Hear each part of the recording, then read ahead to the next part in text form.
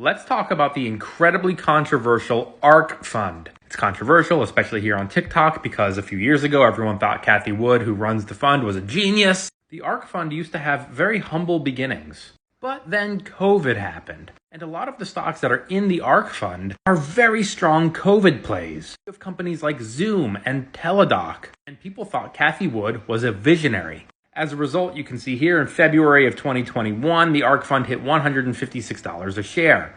It is currently under $40 a share. And depending on when you bought this fund, people on TikTok either love it or they hate it. They hate it if they bought at the very top and then never sold, never took losses, and rode it all the way down to under $40 a share. And they love the ARK fund if they've started buying it this year.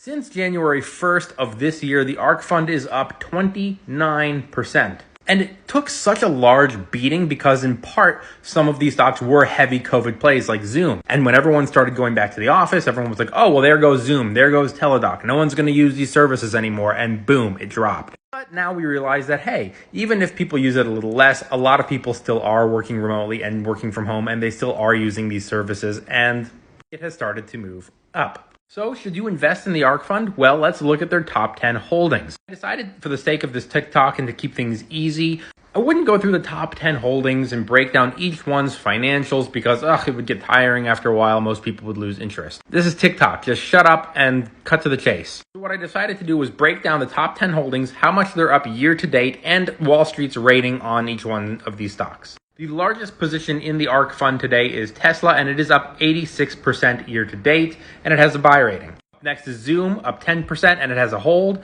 Then Roku, up 61% year to date, and that also has a hold rating from Wall Street. Exact Sciences, up 27% year to date, has a buy rating. Square or Block is up 11% and has a buy rating. UiPath is up 20% and has a buy rating. Coinbase is up 87% year to date and has a hold. Shopify is up 16% and has a buy rating. Twilio is up 32% and has a buy rating. And Teladoc, up 26%, has a hold. The ARK fund has 29 total holdings, and it does have a kind of high expense ratio of 0.75%. Typically, an expense ratio under 1% is considered very reasonable. Of course, if you compare it to an S&P 500 broad market index fund, which this is not, those have expense ratios of 0.03% typically.